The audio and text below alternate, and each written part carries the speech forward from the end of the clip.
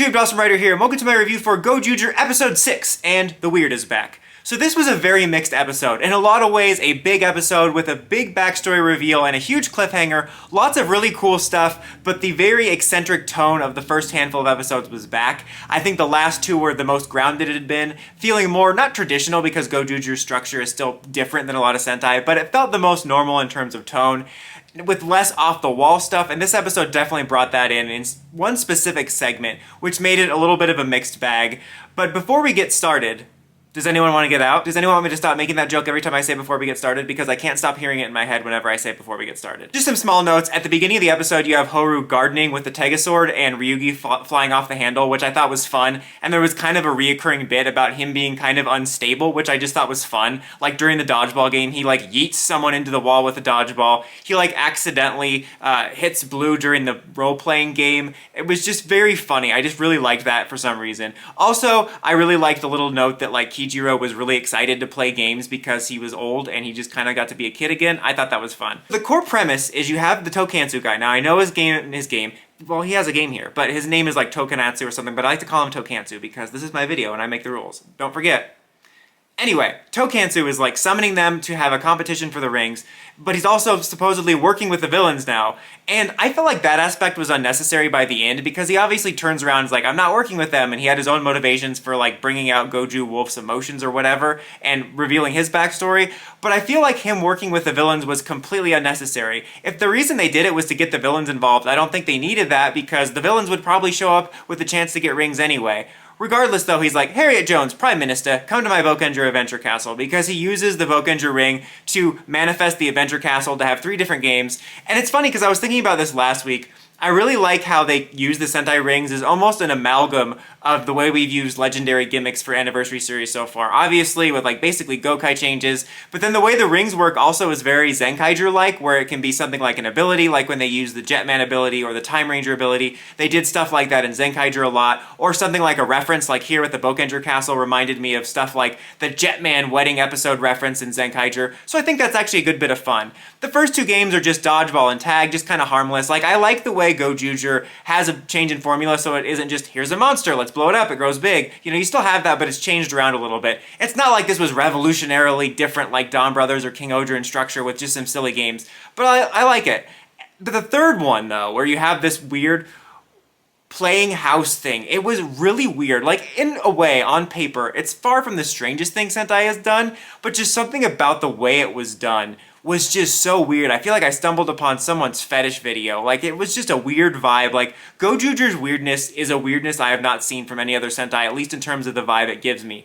And it was made all the more weird by, well, actually, first of all, I thought the whole gimmick was actually going to be that they had not had to play house like kids playing house, but it was going to be like they had to show they were responsible. That's why it was the toughest. And I thought the bit was going to be that Kinjiro was the one that was best at it and he had to go back into adult mode for it, but that wasn't what happened. Anyway, the weirdest thing about it is that it leads to the big reveal of Goju Wolf's backstory, and for whatever reason, I didn't expect us to get this big of answers about him. I mean, obviously, this raises some questions in the answers, but you know what I mean. I thought it was going to be something that was going to be farther off, maybe even saving it for when he gets his sword weapon or something for a focus episode. But he opens up to Tokansu, and he's like, I was a kid. Huge backstory. Can you believe it? He was a kid once. He reveals that him and his brother once accidentally wandered into another world with a bunch of other humans, which is the world of the monsters, the No.1 world. And while he was there, he lost track of his brother. And that woman from the first episode, who I actually assumed was his mother, was just a friend he made while he was over there. I don't know whether she was already over there or she was one of the people that walked over to that world with him.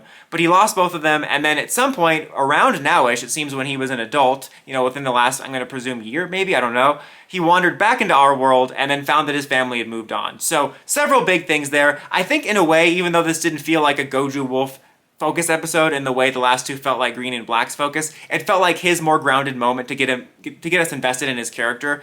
I really liked that. Like, I think it's really interesting and kind of sad that he was kind of, you know, moved on by his family. Although I'm sure when he eventually meets them again, they'll be like, we never moved on, here's your death shrine or whatever. You know what I mean, though? I think it gave him a nice little bit of character depth, but also a lot of interesting stuff in regards to the mysteries of the series.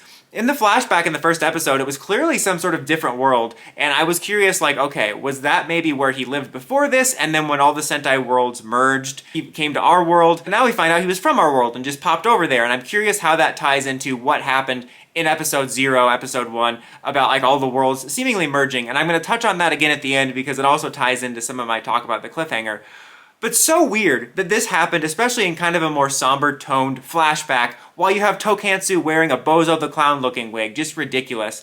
Then you find out his motivations, that he just kind of wants a real friend and some real things in life, because he feels like he never had normal real things in life, which is why his fetish is watching people play house. So that was kind of weird. We do kind of ultimately resolve his storyline with after him working with them. Gozyu Wolf defeats him and gets his rings, but his wish is granted because he has a new best friend.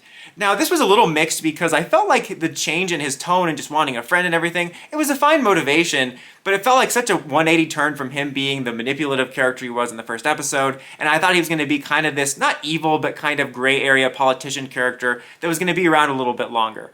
One thing I did like about this, or two things I did like about this resolution though, is it kind of lends to my theory of the other Rangers being able to have their wishes resolved without the game. I talked about this last week because I'm curious, like, how are we going to do this, right? Are they all going to share the wish? Are some of them going to get it? I don't know.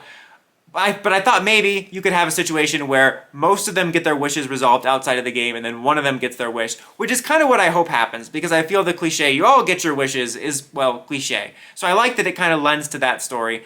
But also, I like that this felt like the first game the Rangers were really playing that I can remember that felt like it was part of the ring game. We obviously had Ryusoul Red show up when Don Momotaro Tokansu defeated him and he got a ring, but all of the fights so far have been against the monsters and no one ever gets any rings, which makes sense because we didn't establish the villains have their own rings or anything like that, you know what I mean. But every battle, ends with a title card of, winner, Goju Wolf, and starts with the, shell game or whatever they're playing that week. And it makes it feel like an official part of this long-running game, yet no one ever wins anything at the end. Obviously, if the monsters did, they would win the rings they would steal from the Rangers, so I guess it's part of the game in that way. But it just always felt strange to me that this game was such a part of the setup, and yet this was the first time it felt like the Rangers were gathering rings for the game. Now, the other big thing that happened is you do have Black doing her mech debut fight, which again feels out of sync because we're debuting her mech after her Focus episode. Not a huge deal. But it was a pretty cool fight. She fights against the cake monster. There's like a weird little cake arena thing. But then at the end, after she thinks she defeated him, or them, obviously she didn't because it's the main villain, she gets attacked and then is saved by Daijujin wearing that classic like wandering stranger hero cape type of thing. And that was really cool. It's funny because in a way an aspect of that was spoiled for me, which I thought was from this week's episode. I just saw a still of the 4 Dino Rangers together. They're finally doing the quad Dino team up, guys. And I just assumed it was a Dino change from this episode for some reason. I didn't even clock that Tyranno Ranger wasn't in like a Gozyuger armor. And so it seems to actually be legit Daijujin and Tyranno Ranger. At first I thought maybe it would just be Daijujin because they put a lot of focus on the robots fighting in the beginning of war, and Daijujin was sentient, but Tyranno Ranger is piloting it, which raises so many questions. The backstory about Red and this both piqued my interest about what happened with the worlds, because it seemed like the worlds merged, and I wonder how that ties into him crossing over to the No.1 world.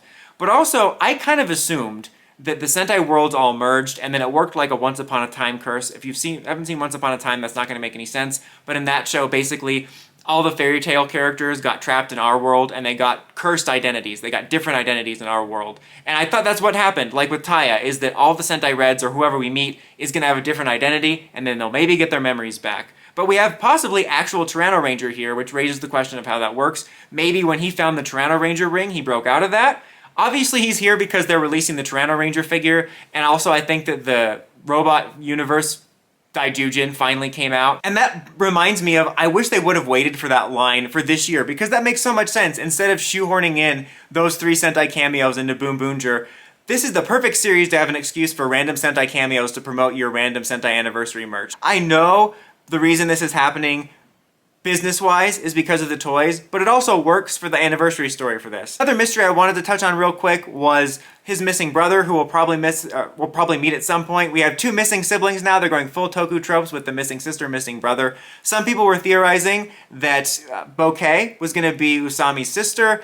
I was almost wondering if Fire Candle, or whatever his name is, will be Red's brother, because he was like, they like honed in on him having a rivalry with him this episode. I don't remember it being that heated in the first episode, and I feel like we haven't seen him a lot. It just seemed random. But because we had the reveal about his missing brother and then setting up that rivalry, it piqued my interest. I kind of hope it's not, because that dude's way over the top. He's doing too much.